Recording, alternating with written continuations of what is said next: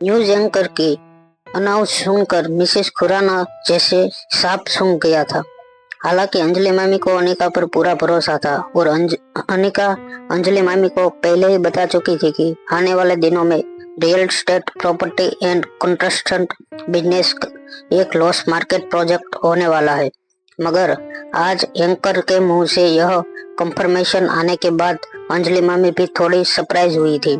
अनिका इस बात को लेकर हैरान थी कि जो पॉलिसी आज से कुछ महीने बाद अनाउंस होने वाली थी, वह पॉलिसी आखिर इतनी जल्दी कैसे अनाउंस हो गई थी। इस वक्त टीवी पर फ्लैश हो रही न्यूज से ज्यादा अंजलि मामी को मिसेस खुराना को घर से बाहर निकालने की जल्दी थी। मुस्कुराती हुई अंजलि मामी ने बड़े ही प्यार से मिसेस खुराना से कहा, तुमने सुना अभी अभी उस न्यूज चैनल पर उस एंकर ने क्या कहा? हाउसिंग प्राइसेस अब से कंट्रोल की जाएगी।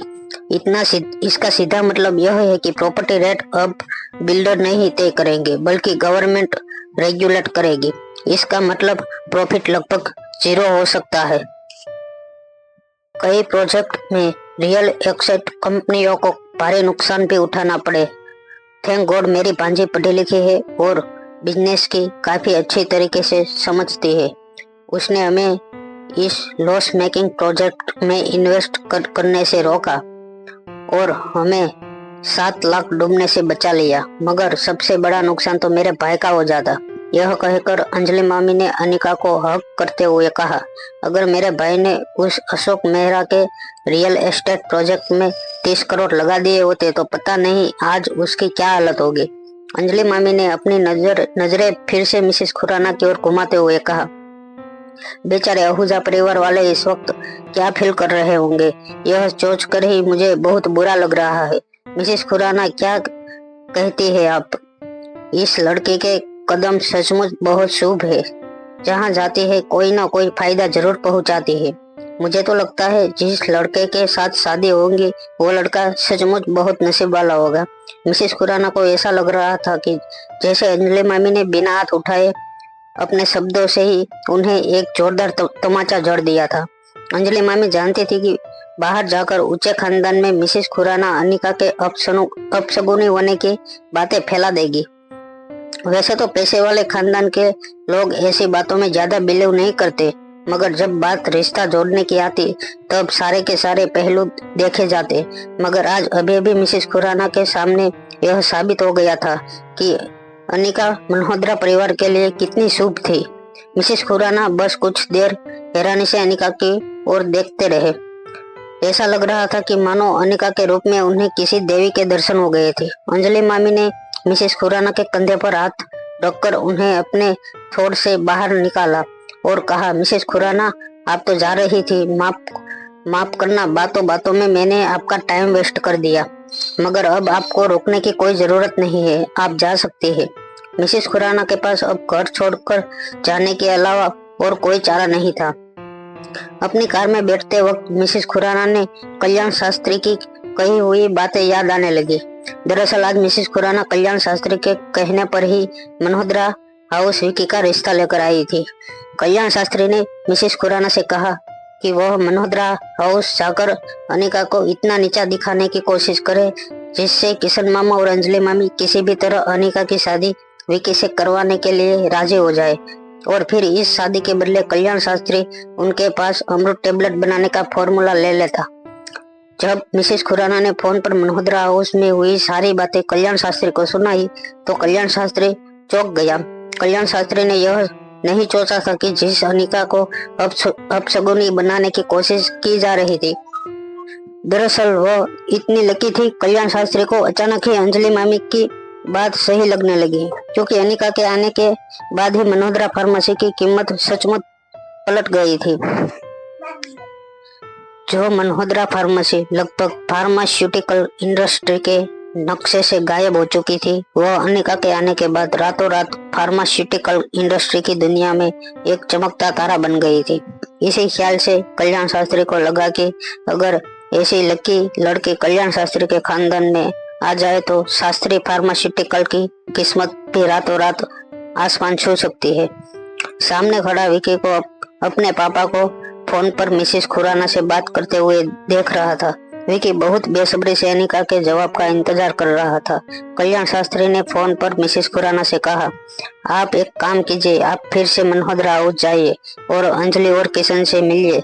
मैं आपको बताता हूँ इस बार आपको क्या करना है। यह कहते हुए कल्याण शास्त्री विकी से थोड़ा दूर चला गया। विकी अपने पापा की बात सुन नहीं पा रहा था, मगर मन ही मन बस इतना प्रे कर रहा था कि किसी तरह उसके पापा विकी की शादी अनिका से करवा दे। मनोहरा हाउस। अंजलि मामी इस बात से बहुत खुश थी कि अभी अभी मिसेस खुराना के जरिए से अंजलि मामी ने अनिका को एक लकी चार्म साबित कर दिया था। अंजलि मामी को पता था कि बहुत जल्द मिसेस खुराना के जरिए यह बात पूरे सर्कल में फैल जाएगी। हालांकि अनिका जानती थी कि यह सब कुछ अंजलि मामी इसलिए कर रही थी ताकि जल्द से जल्द वह अनिका के लिए एक अच्छा सा लड़का ढूंढ सके, मगर अनिका के मन में कभी भी शादी का कोई ख्याल नहीं आया। अनिका के लिए शादी का मतलब था अपनी नींद खराब करने किसी आदमी को चैन से सोते हुए देखना। जैसे ही अनिका फिर से अपने बेडरूम में चली गई, हॉल में बैठे अंजलि मामी और किशन मामा ने देखा कि मेन डोर से मिसेस खुराना वापस उनके पास चलकर आ रही थी। किशन मामा और अंजलि मामी मिसेस खुराना को वापस आते देख हैरान होकर एक दूसरे को देखने लगे। मिसेस खुराना अंजलि मामी के पास आकर खड़ी हो गई और उसे कहने लगी, मुझे माफ कर देना अंजलि, तुम तो मेरा नेचर जानती हो। शायद बात बात में मैंने तुम्हारी पांजी के लिए कुछ ज्यादा ही बोल दिया, मगर मैं तुमसे एक बात कह दूं, सासरी परिवार तुम्हारी पांजी के साथ रिश्ता जोड़ने के लिए बहुत उत्सुक है। मेरे किए की सजा तुम सासरी परिवार को मत देना। अगर यह रिश्ता मेरी वजह से टूटता है तो मुझे बहुत बुरा लगेगा।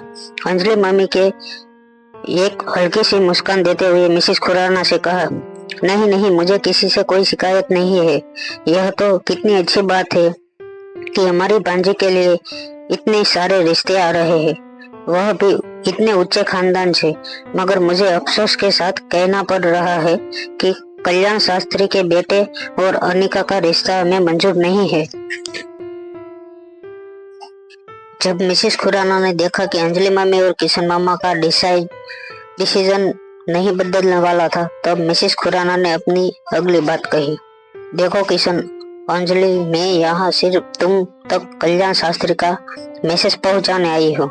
कल्याण शास्त्री का बेटा विकी तुम्हारी भांजी के प्यार में पड़ गया है और अब शास्त्री परिवार एक बार तुम लोगों से फेस टू फेस मिलकर बातें करना चाहते हैं। हो सकता है कि दोनों बच्चों के बीच में कुछ बात जम जाए तो हमें क्या ऐतराज हो सकता है ना। अंजलि मामी ने डाइनिंग टेबल पर रखा एप्पल उठाकर उसे काटते हुए कहा, देखो, मुझे नहीं लगता है कि फिलहाल अनिका के पास इन सब के लिए वक्त है। अंजलि मामी की बात काटते हुए मिसेस खुराना ने कहा, अंजलि, तुम ज्यादा ही एटीट्यूड दिखा रही हो। आखिर थोड़ी देर मिल लेने में क्या अर्ज ही है। मिस्टर कल्याण शास्त्री ने कहा है कल दोपहर को वह विकी को क्लब प्लेम्स को भेज देंगे, तुम भी अनिका को भेज देना। इससे पहले कि अंजलि मामी मिस्टर खुराना को कुछ जवाब दे पाती, मिसेस खुराना अपने पाँव पटकते हुए वहां से चली गई। मिसेस खुराना के जाने के बाद किशन मामा और अंजलि मामी हैरान होकर एक दूसरे को देखने लगे। किशन मामा ने रिमोट से टीवी स्विच ऑफ करते हुए अंजलि मामी से पूछा, क्या लगता है तुम्हें, हमें अनिका और विकी की मीटिंग करवानी चाहिए? किशन मामा की यह बात सुनते ही अंजलि मामी ने नाराज होते हुए किशन मामा से कहा, यह क्या कह रहे हो तुम? क्या तुम्हें पता नहीं है कि विकी कैसा लड़का है? हम जानबूझकर अपनी बच्ची को खोए में नहीं टकल सकते और मुझे यकीन है कि अनिका के लिए हमें बहुत ही जल्द एक बहुत अच्छे परिवार का लड़का मिल जाएगा। किशन मामा ने अंजलि मामी को शांत करते हुए कहा, हाँ, मुझे पता है, मैं तो बस तुमसे पूछ रहा था कि यह जो प्रिंस क्लब में मीटिंग रखी है, हमें वहाँ अनिका को भेजना चाहिए या नहीं।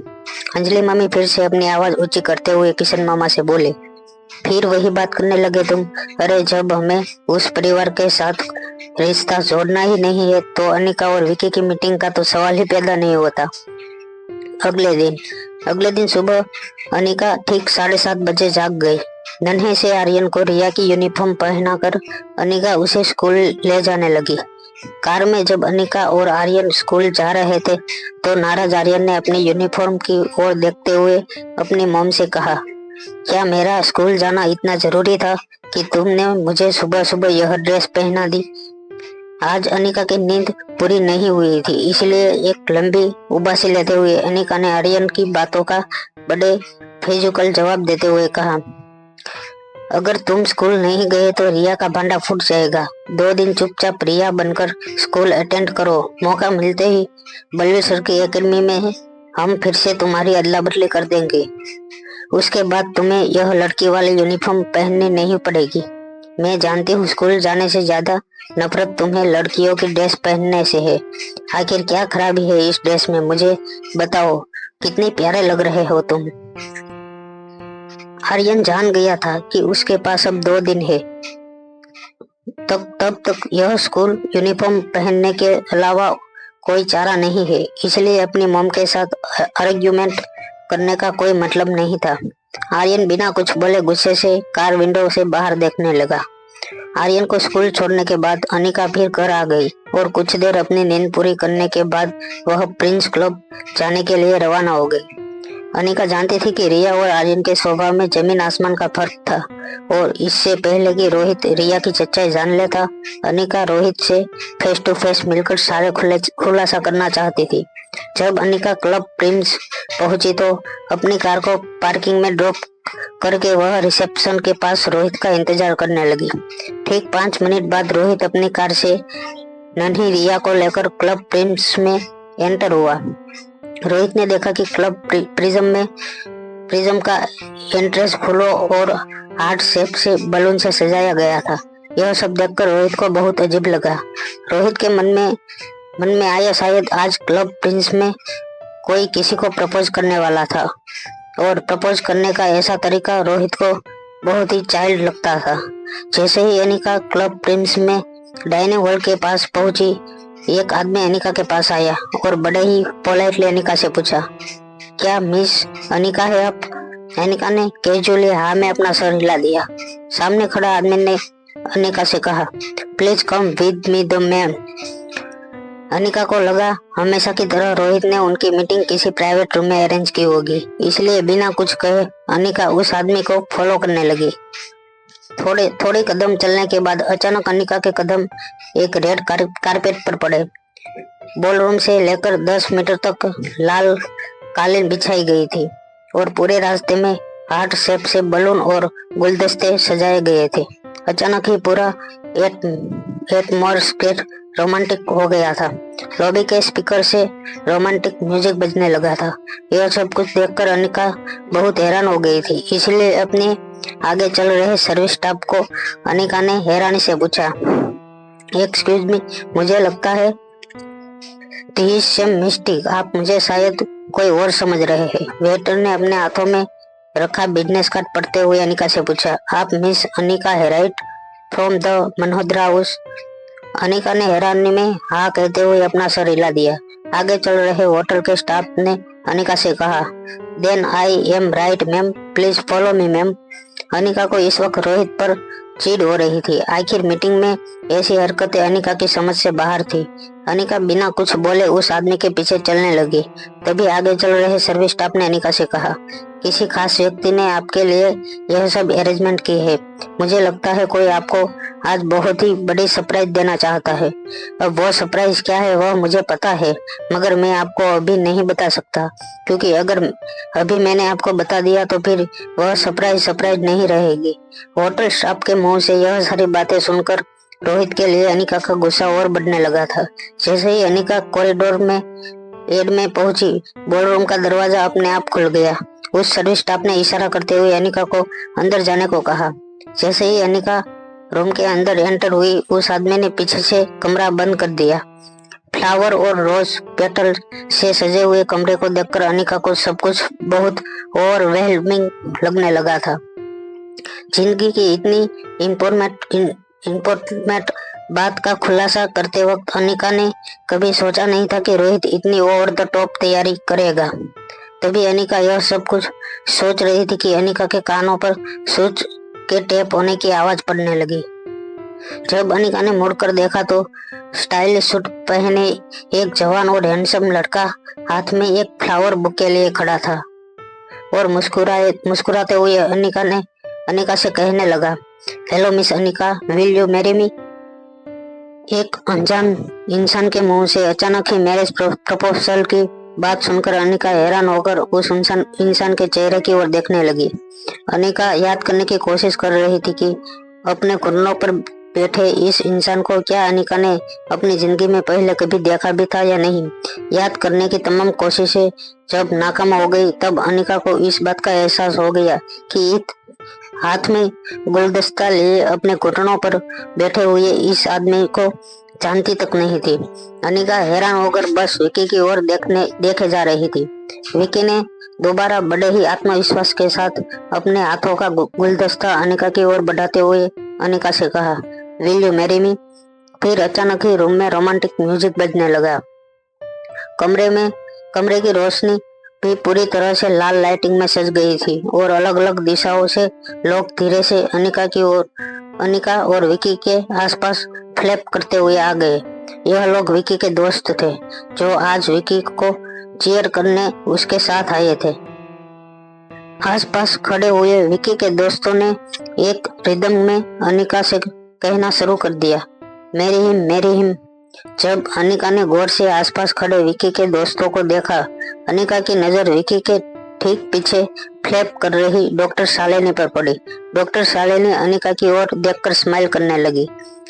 चेहरे पर एक जहरीली स्माइल के साथ डॉक्टर शालिनी भी विक्की के दोस्तों की आवाज से आवाज मिलाकर कहने लगी, मेरी हिम। अनिका समझ नहीं पा रही थी कि आखिर उसके सामने यह सब कुछ क्या हो रहा था और आखिर इस तरह मैरिज प्रपोजल देने वाला यह लड़का कौन था। अनिका विकी से कुछ पूछती उससे पहले विकी फिर से अपने पाँव पर खड़ा हो गया और अनिका के ठीक सामने खड़े होकर अनिका से कहने लगा, उस पार्टी में जब आपने लोगों को दीवाना बना दिया था, तब दूर से मैंने आपको देखा था। सच कहूँ तो उसी दिन आपका जादू मुझ पर चल गया था, मगर जब फिर से मैंने आपकी तस्वीर देखी तो मुझे यकीन हो गया कि आप मुझे पहली नजर का प्यार हो गया है। फर्क सिर्फ इतना था कि मुझे इस बात का एहसास अभी भी हुआ है। यह कहते हुए विकी ने अपने कदम अनिका के और नजदीक बढ़ाना शुरू किया। अनिका हैरान के साथ साथ इस वक्त घबराहट भी महसूस कर रही थी। अपने कदम पीछे बढ़ाते हुए अनिका ने विकी से कहा, I think there is a mistake. शायद आप किसी और को ढूंढ रहे हैं। अपने कदम अनिका की ओर बढ़ा रहे विकी ने बड़े ही रोमांटिकली अनिका से कहा, आज तक पागलों की तरह यहाँ वहाँ अपने हमसफर को ढूंढ रहा था, but for the first time in my life, no mistake, आप वही है जिसका मैं सालों से इंतजार कर रहा हूँ। मजबूती से आगे बढ़ रहे विकी को रोकते हुए अनिका ने कहा, देखो मिस्टर, आप जो कोई भी है, मैं यहाँ किसी और से मिलने आई हूँ। अनिका कुछ और कहती इससे पहले विकी ने अनिका की बात करते हुए कहा, और वह मैं हूँ। यस मिस अनिका, आप यहाँ जिसे मिलने आई है वो मैं ही हूँ, विक्की शास्त्री। सामने खड़ी विक्की को हटाकर अनिका किसी भी तरह इस रूम से बाहर निकलना चाहती थी, मगर बार बार अनिका का रास्ता रोक रहे विकी को किसी तरह अनिका कन्वेंस करने की कोशिश करने लगी। अनिका ने दबी हुई आवाज में विकी से कहा, देखिए, मैं यहाँ पर एक किसी इम्पोर्टेंट मीटिंग के लिए आई हूँ। मेहरबानी करके मेरा रास्ता छोड़िए और मुझे जाने दीजिए। यह कहकर अनिका ने किसी तरह विकी को अपने सामने से हटाया और एग्जिट की ओर चलने लगी। अनिका को इस तरह जाते हुए देखकर विकी ने पीछे से अनिका को आवाज देते हुए कहा, देखिए मिस अनिका, मैं जानता हूँ कि आप बहुत खूबसूरत है और खूबसूरत लड़कियों का पूरा अधिकार है कि वह थोड़ा सा भाव जरूर खाए, मगर अब आप कुछ ज्यादा ही नखरे दिखा रही है। विकी ने जब अनिका से सबके सामने यह बात कही तो आगे बढ़ रही अनिका के कदम अचानक ही रुक गए। तेज नजरों से अनिका ने विकी की ओर देखा। इस वक्त अनिका को लग रहा था जैसे अपनी मार्शल आर्ट की एक दो तरकीब विकी पर आजमा कर उसकी इस बात का मुंह तोड़ जवाब दे दे, मगर किसी तरह अनिका ने अपने इमोशंस पर कंट्रोल किया और फिर से बाहर की ओर चलने लगी। तब विकी ने फिर से पीछे से आवाज लगाते हुए अनिका से कहा, मैंने कल ही आपके घर किसी को भिजवा कर अपने लिए रिश्ते की बात चलाने को कहा था और आपको यह मैसेज भी भिजवाया था कि आज हमें इसी होटल में मिलकर अपने रिश्ते की बात आगे बढ़ानी है। और यह यहाँ पहुँचने के बाद अब आप यह नाटक कर रही हो कि आप मुझे जानती नहीं, मेरा नाम पहले कभी सुना नहीं। यह किस तरह का बिहेवियर है मिस अनिका? जब विकी ने देखा कि अनिका पर उसकी किसी भी बात का असर नहीं हो रहा था, तब विकी तेजी से अनिका की ओर दौड़ा और जैसे ही विकी ने पीछे से अनिका का हाथ पकड़ा, अनिका ने फौरन ही अपना हाथ इस तरीके से विकी के हाथ से झटका कि विकी जोर से जमीन पर गिर गया। विकी जिस पोस्ट से जमीन पर गिरा था, हॉल में खड़े विकी के सारे दोस्त एक सेकंड के लिए डर गए। कुछ दोस्त दौड़कर विकी के पास आए, विकी को सहारा देते हुए उसे जमीन से उठाने लगे। किसी तरह दोस्तों के सहारे पर विकी खड़ा हुआ। विकी के हाथ का गुलदस्ता जमीन पर गिरकर पूरी तरह से खराब हो गया था। विकी ने दर्द की वजह से अपने एक हाथ से अपना घुटना पकड़ लिया। अपने दोस्तों के सामने इस तरह की बेइज्जती होते हुए देखकर विकी का ईगो हर्ट हो गया था। गुस्से से तिलमिलाए विकी ने अनिका पर चिढ़ते हुए कहा, यह किस तरह का बेहुदा बिहेवियर है मिस अनिका? साफ साफ कहो, क्या चाहते हो तुम? इस तरह मुझे यहाँ पर मिलने आना और फिर मेरे दोस्तों के सामने यह सारा नाटक करके क्या मतलब है इसका? मैंने मैसेज भिजवाया था कि अगर तुम रिश्ते की बात आगे बढ़ाना चाहती हो तो दोपहर को प्रिंस क्लब में आकर मुझसे मिलना। अब तुम यहाँ आ तो गई हो, मगर फिर भी यह सारा नाटक करने का क्या मतलब है? जब डॉक्टर सालिनी ने विकी को इस तरह रिएक्ट करते हुए देखा, तब उसे शांत करवाने आ गई। विकी की छाती पर थपथपाते हुए डॉक्टर सालिनी ने अनिका से कहा, देखो, अगर तुम्हें विकी की पर्सनालिटी या उसके लुक्स पसंद नहीं आए हैं, वो बात अलग है। रिश्ते को ठुकराने के और भी कई रास्ते हैं। इस तरह उनके दोस्तों के सामने उसकी इंसल्ट करने का क्या मतलब था? डॉक्टर शालिनी अच्छी तरह से जानती थी कि किस तरह विकी की दुखती नस पर हाथ रखना है ताकि विकी को प्रोवोक किया जाए, और डॉक्टर शालिनी यह करने में कामयाब हो चुकी थी। डॉक्टर शालिनी की बात सुनकर विकी का गुस्सा अब सातवें आसमान पर चढ़ गया था। अपने दोस्तों को पीछे धकेलते हुए विकी तेजी से अनिका के बिल्कुल पास जाकर खड़ा हो गया। ऐसा लग रहा था कि जैसे विकी किसी भी वक्त अनिका पर हमला कर देगा। अनिका की आंखों में आंखें डालकर विकी ने अनिका से कहा, तुम्हें मैं पसंद नहीं, तुम मुझे अपने लायक नहीं समझती। अरे जरा अपने आप को देखो, अपनी पूरी करतूतों को देखो, अपनी हकीकतों को देखो। अगर इस रूम में कोई सबसे बड़ा नालायक है तो वह तुम हो। बिन ब्याही एक बच्चे की माँ हो तुम, और तुम मुझे अपने लायक नहीं समझती। सच कहूँ तो अगर तुम इतनी खूबसूरत नहीं होती तो तुम जैसे लड़कियों की तरफ में दोस्ती का हाथ भी नहीं बढ़ाता। शादी तो दूर की बात हो गई। कमरे में मौजूद सारे लोग विकी के दोस्त थे, इसलिए विकी की बात को सपोर्ट करते हुए विकी के दोस्त अनिका को तरह तरह के कमेंट करने लगे। किसी ने कहा, अरे बड़ी सरफिरी लड़की हो तुम, इतना अच्छे लड़के का प्रपोजल ठुकरा रही हो तुम। अगर तुम्हें विकी पसंद नहीं है तो अब किसी पर नजर डालना चाहती हो तुम, रोहित मारवा या आकाश गुलेरिया पर? तभी किसी ने कहा, अरे तुम्हारी बिन बाप के नाम की औलाद को भी जब विकी अपनाने को तैयार था तो तुम्हें तो अपने आप को खुश किस्मत समझना चाहिए। ऐसे रिश्ते बार बार नहीं आते। तभी किसी ने कहा, अरे छोड़ो यार विकी, यह लड़की जितनी खूबसूरत है उतनी ही बड़ी चालबाज भी है। मुझे लगता है तुमने जब इसे प्रपोज किया तो इसका कॉन्फिडेंस और बढ़ गया। अब तुम और तुम्हारा खानदान दिल्ली के इतने पावरफुल खानदान में से एक हो। इसे लगता होगा कि जब विकी मेरे पीछे इतना बड़ा दीवाना बन सकता है तो क्यों ना शहर के सबसे बड़े खानदान के बिजनेस हेड रोहित मारवा पर ही अपना जादू चलाने की कोशिश करे। हॉल में मौजूद बाकी सारे लोग इस कमेंट पर जोर जोर से हंसने लगे। तभी एक लड़की ने यह भी कहा, इस लड़की की ख्वाहिशें तो बहुत बड़ी है, मगर मुझे लगता है बहुत जल्द इसे वापस वही लौटना पड़ेगा जहां से यह आई थी। इस कमेंट का जवाब देने के लिए डॉक्टर शालिनी धीरे से चलकर अनिका के पास आई और हॉल में मौजूद लोगों से कहा, वहां जाना तो मुझे लगता है अब बहुत मुश्किल है। वो क्या है ना कि जब इसके एक्स हस्बैंड को इसके बारे में पता चला कि यह किसी और के बच्चे को अपने पेट में लिए घूम रही है, तब उसने इसे छोड़ दिया था। अब क्या मुंह लेकर उस शहर में वापस जाएगी। डॉक्टर शालिनी की यह बात सुनकर विकी के दोस्त ने डॉक्टर शालिनी से पूछा, यह क्या कह रही हो तुम शालिनी?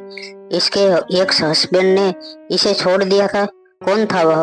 अपने चेहरे पर एक जहरीली मुस्कान लाते हुए डॉक्टर शालिनी ने कहा, अब छोड़ो भी, किसी की पर्सनल लाइफ में हम लोगों को क्या एंटर हो सकता है, स्पेशली ऐसी लड़कियों की जो अलग अलग शहर में जाकर पैसे वाले खानदान के कुंवारे लड़के को फंसाती हो। अब जाने भी दो। तभी विकी के बाकी दोस्तों ने डॉक्टर शालिनी को फोर्स किया कि वह सामने खड़ी इस नकचड़ी लड़की के पास्ट के बारे में थोड़ा डिटेल में बताए। डॉक्टर शालिनी के चेहरे की मुस्कान बढ़ती जा रही थी। अनिका के आसपास घूमते हुए डॉक्टर शालिनी ने हॉल में मौजूद लोगों को अनिका के पास्ट के बारे में बताना शुरू किया। डॉक्टर शालिनी ने कहा, हे एक बेचारा कुणाल डोगरा खानदान का इकलौता वारिस। किसी तरह इस लड़की ने उस कुणाल को फंसा लिया होगा। दोनों ने शादी कर ली। शादी के एक दिन बाद बेचारे को पता चला कि यह किसी और के बच्चे की मां बनने वाले है, इसलिए इसे छोड़ दिया। शालिनी के पास खड़े विक्की के एक दोस्त ने शालिनी से पूछा, यह डोगरा खानदान का नाम तो मैंने पहली बार सुना। यह कहाँ पर है? क्या यह भी कोई ऊंचे खानदान से बिलोंग करता है?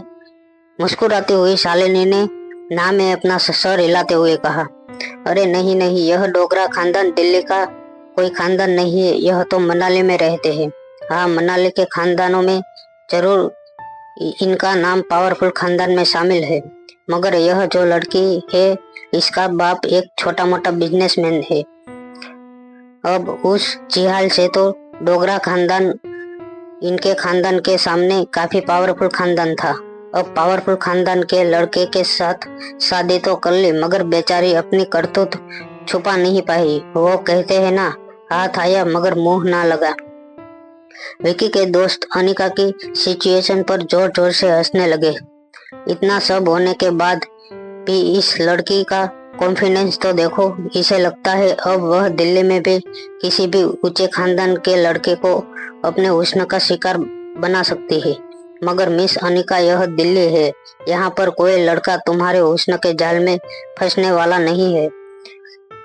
हॉल में मौजूद विकी के सारे दोस्त अनिका पर जोर जोर से हंसने लगे। बाहर क्लब प्रिंस के एंटर पर रोहित मारवा रिया के साथ एंटर हुआ। रोहित ने रिया को अपने हाथों में उठाया हुआ था। जैसे ही रोहित क्लब प्रिज्म के कॉरिडोर में चला, रोहित की नजर सामने बिछी रेड कारपेट पर पड़ी। फर्श पर बिछी रेड कारपेट, आसपास फूलों से सजा हुआ सीलिंग और हार्ट शेप के बलून को देखकर रोहित को इस बात का अंदाजा आ गया था कि जरूर कोई कॉलेज गोइंग लड़का या लड़की अपने पार्टनर को प्रपोज करने के लिए हॉल सजाया था। इस तरह का प्रपोजल रोहित को काफी चाइल्डिश लगता था। तभी कॉरिडोर में खड़े एक स्टाफ मेंबर ने अपने साथी कर्मचारी से कहा, मिस अनिका के लिए की गई तैयारियां पूरी हो चुकी है। जब वह यहाँ से चली जाएगी तो यह सारा डेकोरेशन निकाल देना।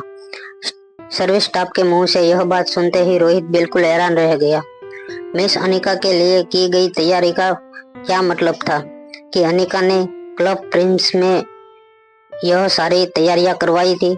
इन सारी बातों को कनेक्ट करके रोहित इस नतीजे पर पहुंचा था कि अनिका ने यह सारी तैयारियां इसलिए करवाई थी कि ताकि आज वह रोहित को मैरिज के लिए प्रपोज करे। जब यह बात रोहित के मन में आई तो अचानक ही तेजी से चल रहे रोहित के कदम धीमे हो गए। रोहित को पता भी नहीं चला कि कब उसके चेहरे पर एक हल्की सी स्माइल आ गई थी। रोहित सोचने लगा कि शायद आज अनिका रोहित को प्रपोज करने वाली थी कि क्यों हम दोनों सिंगल पेरेंट्स एक हो जाए और हमारे बच्चे को एक कंप्लीट फैमिली दे दे। होटल की सजावट अभी कुछ देर पहले रोहित को चाइल्डिश लग रही थी, अचानक ही उन आर्टिफिशियल फ्लावर में से रोहित को असली फूलों की खुशबू आने लगी थी और आसपास की सजावट रोहित को बेहतरीन लगने लगी थी। रोहित बस अपने मन में यही सोच रहा था कि कब वह घड़ी आएगी और अनिका रोहित को शादी के लिए प्रपोज करेगी और तब रोहित किस तरह से अनिका को अपना जवाब देगा। तभी एक सूट पहना आदमी रोहित से टकराया। वो रोहित को सॉरी कहते हुए आगे चला गया।